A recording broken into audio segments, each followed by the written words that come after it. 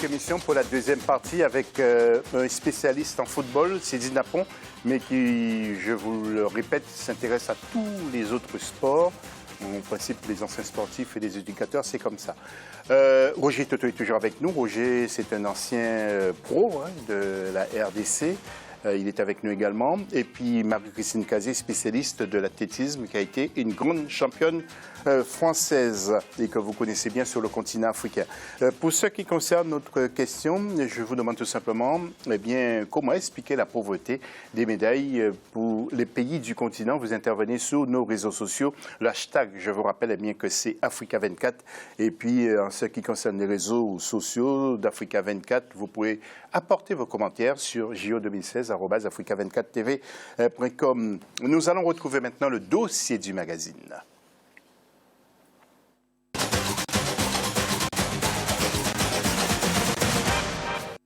Marie-Christine, avant de retrouver le dossier du magazine, juste une petite précision, parce qu'il y a des téléspectateurs qui vont nous poser la question après des déclarations d'Almaz Ayana. Elle parlait de son dopage. Qu'est-ce qu'elle a voulu dire ? Ouais. En fait, son dopage, pour elle, c'est son entraînement. C'est les conditions dans lesquelles elle s'est entraînée avec son groupe avec son entraîneur, qui lui a permis, en fait, comme il a dit, c'est-à-dire qu'elle a fait du 5000 et que là, on lui a dit non, il faut mieux que tu montes sur 10 000, vu ce que son entraîneur certainement lui a dit, tu as des potentiels de pouvoir gagner le 10 000, donc vas-y. Et donc, par rapport à ça, elle a hésité. Et puis, en fin de compte, elle s'est dit, bon, on y va. On va faire un 10 000. Mais elle a fait un 10 000, pas comme un 10 000, comme une spécialiste de 10 000. Elle a fait une course comme elle faisait un 5 000. Okay. Et voilà, son dopage, c'est ça. Merci, Marie-Christine. La Guinée va participer, là, regardez bien ce sujet, la Guinée va participer à ces Jeux, ou participe à ces Jeux olympiques de Rio, malgré l'engagement et la détermination des athlètes. Les conditions d'entraînement ont été difficiles, des infrastructures quasi inexistantes, notamment dans la natation. Alors, pour les athlètes, c'est au stade de Nango qu'ils avaient élu leur quartier général dans la capitale, la Conakry. Emmanuel Milimono a tout suivi pour Africa24 et juste après, mesdames, messieurs, vous allez apporter vos commentaires après ce sujet. Regardez plutôt. Si le pays n'a pas pu obtenir sa qualification dans la plupart des disciplines sportives, il bénéficie cependant des 4 tickets dans 2 domaines différents, à savoir la natation et l'athlétisme. En dépit de l'engagement qui caractérise la préparation et la participation guinéenne à ce rendez-vous sportif mondial, les athlètes déplorent des conditions de préparation extrêmement difficiles. Les conditions de participation sont moins alarmantes pour les concurrents dans le domaine de l'athlétisme, alors que dans la natation, le constat est tout autre. Aucune piscine dans le pays n'est disponible pour faciliter la préparation des athlètes. Pourtant, l'un des défis qui s'oppose aux athlètes est de pouvoir décrocher des médailles en atteignant de hauts niveaux dans la compétition. Comment la Guinée peut-elle assurer une bonne participation à ces Jeux olympiques? Quelles sont les infrastructures existantes dans le pays? Que font les autorités pour améliorer cette situation? Pour aller aux Jeux olympiques, il faut se qualifier. Mais il se trouve que par manque de financement de l'État, du ministère, je veux dire précisément, ces fédérations n'ont pu faire des déplacements pour aller à des compétitions de qualification. Donc au jour d'aujourd'hui, la Guinée n'a pas pu faire des qualifiés directs dans les compétitions par manque de moyens financiers.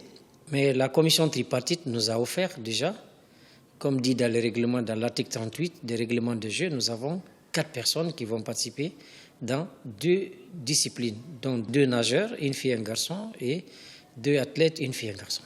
Si cette nouvelle a réjoui les autorités sportives guinéennes, elle suppose cependant une bonne préparation des athlètes avant le début de la compétition. Seulement, les conditions de préparation de la compétition sont difficiles. Le pays ne dispose pas d'infrastructures adéquates pouvant permettre les entraînements des athlètes. Pour la natation par exemple, l'équipe est obligée de louer une piscine appartenant à un privé, faute de piscine olympique répondant aux normes internationales. Je n'ai pas eu le temps de m'entraîner dans ce mois-là. Parce que l'état de la piscine ne me permet pas de descendre dans l'eau actuelle. On n'a qu'une seule piscine. Maintenant, là, c'est la piscine de Marokana. Et puis là-bas aussi, c'est pas à chaque fois qu'on s'entraîne, quoi. Deux fois, s'il y a des clients là-bas, on ne pourra pas s'entraîner. Sauf si les clients sortent de l'eau. La situation est cependant moins difficile pour les concurrents en athlétisme et ceux du paralympique. La disponibilité du stade de Nongo de Conakry répond parfaitement au cadre de préparation souhaité par l'équipe. Makura Keïta est l'une des athlètes qui représentera la Guinée à Rio de Janeiro. Elle se sent prête à compétir valablement en vue de revenir au pays avec une distinction. On ne part pas seulement pour courir, mais pour au moins laisser son nom dans l'histoire. Je suis chaque jour engagée pour battre le record. On cherche premier, l'expérience. 2, quand je gagne la compétition. Le niveau de Mohamed Zanoussi Camara est un très très bon niveau. Aujourd'hui, il est sur des temps de 55 sur 400. En travaillant après cette période de Ramadan ou de Carême, nous allons travailler la vitesse et je pense qu'il peut aller en finale en 52 secondes. Voilà un petit clin d'œil maintenant sur la délégation de la Guinée-Conakry lors de la cérémonie d'ouverture. Nous allons voir ces quelques petites images et puis en même temps demander à Sidi Napon. Sidi, qu'est-ce que vous pensez de ce sujet? Pas de piscine, on est obligé de passer par une piscine privée. Mais peut-être j'exagère, je ne sais pas exactement comment fonctionne le gouvernement de certains pays, mais on doit quand même mettre des moyens pour les athlètes. C'est pas possible, c'est pas normal. C'est ce que je vous disais tout à l'heure quand elle a repris la parole, c'est-à-dire qu'en Afrique, tout ce qui est, à part le football, tout ce qui est l'athlétisme, c'est pas, les spectateurs, ça ne les intéresse pas. Et donc, le gouvernement met moins de moyens dans cette discipline que les autres. Comment tu peux comprendre qu'aller dans une piscine privée pour pouvoir se préparer pour les Jeux Olympiques, c'est-à-dire que la personne va partir dans les Jeux, on ne va même pas le voir à la télé, parce qu'il ne va même pas faire 100 mètres, il est déjà éliminé. Donc il faut vraiment que le gouvernement prenne tous les États africains en général, il faut qu'ils prennent en charge quand même la préparation de ces équipes-là pour qu'ils aillent ailleurs, même si on n'a pas les infrastructures sur place, qu'ils aillent ailleurs se préparer. Oui, alors, Roger, c'est ce que disait Sidi avant l'émission. Sidi nous disait qu'il ne voyait aucun athlète de chez nous à la télévision. Donc, il nous disait, il va parler de qui? C'est pas évident. En voyant ça, c'est vrai que ça fait vraiment mal parce que là, c'est mettre 4 athlètes, 2 nageurs et puis 2 nageurs et 2 athlètes. Et comme il a bien dit Sidi, je pense que la meilleure façon, c'était ou de partir en stage, les amener en dehors du pays s'il n'y a pas des infrastructures pour qu'ils puissent travailler, parce que ces athlètes-là représentent un pays. Donc, je comprends pas pourquoi ils mettent pas le moyen. Voilà, la CO met le moyen et où passe cet argent. Il y a un moment, je pense qu'il faut se prendre au sérieux parce que là, c'est l'image d'un pays. Et donc, quand est-ce que l'Afrique comprendra que grâce aux sportifs, les sportifs qui sont là, et ça peut donner une autre vision du pays en question. Donc là, c'est vraiment désolant en voyant ça. Je sais pas. Donc, quand c'est comme ça, il ne faut même pas engager des athlètes parce que là, bon, je sais pas. Ils perdent du temps parce que il n'y a rien qui avance, quoi, malheureusement. Oui, mais Christine, ça vous est arrivé de râler, de dire non, ça ne va pas, les moyens que nous avons à notre disposition pour de grandes épreuves, ça ne va pas. Mettez-nous les moyens.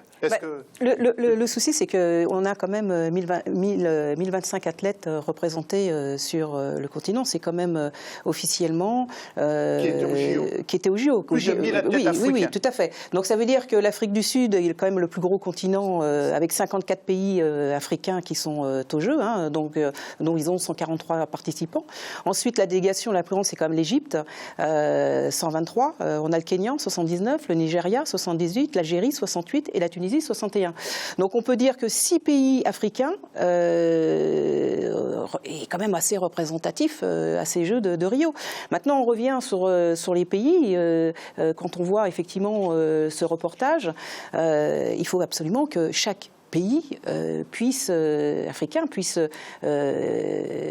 revoir un petit peu les infrastructures parce que on demande de toute façon tous les 4 ans à ce qu'il y ait un recensement de ces infrastructures. Alors est-ce qu'il y a aujourd'hui, puisque bon moi je me suis à l'époque où je m'entraînais quand même assez souvent au Sénégal, il y a un centre qui permettait en fait à des athlètes de s'entraîner. Quand je dis centre, ça veut dire tout sport confondu.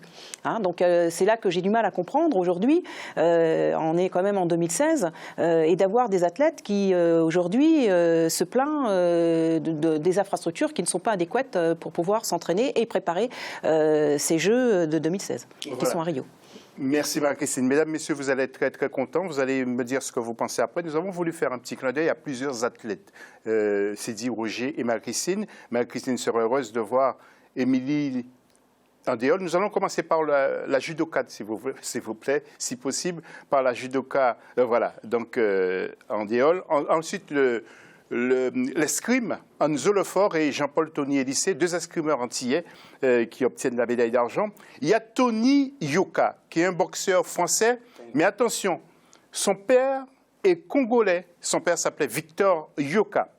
Et puis il y a aussi l'athlète éthiopienne Almaz Ayana et puis Simone Manuel, nageuse américaine, qui remporte donc le 100 mètres en nage libre. Donc j'imagine que vous êtes... Ce clin d'œil vous fait plaisir, j'imagine. Très plaisir. Ce que je voulais ajouter, le boxeur, je pense qu'il a... C'est sa copine ou sa femme aussi qui fait de la boxe. Et je ne sais pas si elle a pu faire... Elle est qualifiée. Voilà, donc c'est un couple vraiment qui fait très très fort, hein, oui. Je pense. Nous avons aussi nos sportifs qui nous abandonnent pour d'autres pays, comme le boxeur Tony Yoka, hein, c'est le cas. Hein. Oui, Tony Yoka, oui, son papa, c'était déjà un ancien boxeur, un très grand boxeur. Et donc, en plus, il y a aussi ses petits frères qui sont en train de suivre, qui sont pas mal. Et donc, là, il a commencé la boxe ici. Et donc, bon, il est dans les meilleures conditions. Il n'oublie pas d'où il vient, le pays de ses parents. Donc, donc ça montre que l'Afrique est bien représentée, bon, en espérant qu'il va aller le plus loin possible. Et tout à l'heure, nous allons partir au village, mais je voudrais juste poser la question à Marie-Christine Casier. J'imagine que ça vous fait plaisir en tant que Martiniquaise de voir Émilie Andéol, médaillée d'or, et puis les deux escrimeurs, Anzo Lefort et Tony Yoka, pas Tony Yoka, mais Anzo Lefort et Jean-Paul Tony-Élysée. Oui, bien sûr, parce que bon, c'est vrai que nous, en France, on a quand même, on a nos îles, hein, les DOM. Hein, c'est vrai qu'on a beaucoup de champions qui sont originaires des DOM, qui viennent effectivement faire leur phase finale, soit en métropole, soit aussi à l'étranger.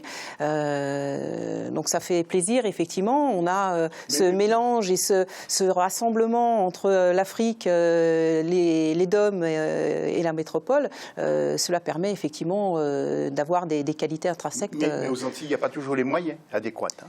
Tout à fait. C'est-à-dire que... Alors, il y a plusieurs choses, je vous l'ai dit tout à l'heure, c'est-à-dire qu'il y a des centres au CREPS de la Guadeloupe, il y a déjà un gros centre où il y a, vous avez vu un petit peu là au niveau de l'escrime, il y a eu quand même Teddy Rayner qui vient de la Guadeloupe.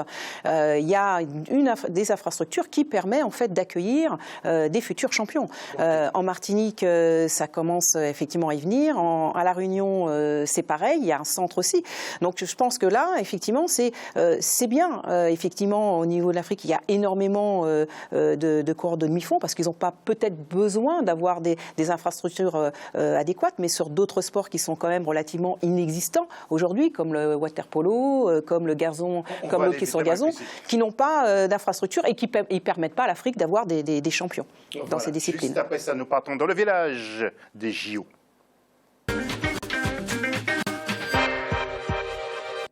Harry Méfond, vous êtes sociologue. Alors, 3 questions, Harry Méfond. Comment vivez-vous ces Jeux? Pour l'athlète, est-ce qu'il y aura des surprises sur le 100 mètres? Et 3e question, Harry, est-ce que ce sont les Américains, les Africains et les Jamaïcains qui vont dominer l'athlète? Allez-y, Harry, on vous écoute.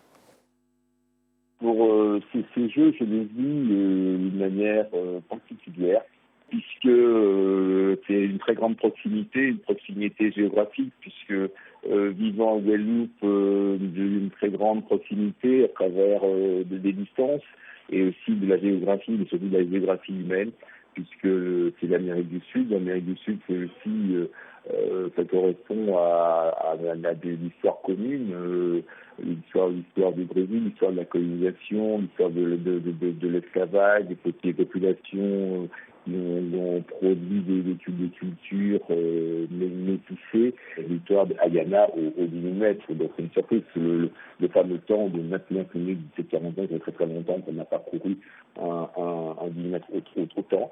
Moi j'attends peut-être du 400 mètres masculin, peut-être une très grande course avec des performances peut-être de très très haut calibre. Par rapport à ce que j'ai vu hier soir, la piste me semble très rapide.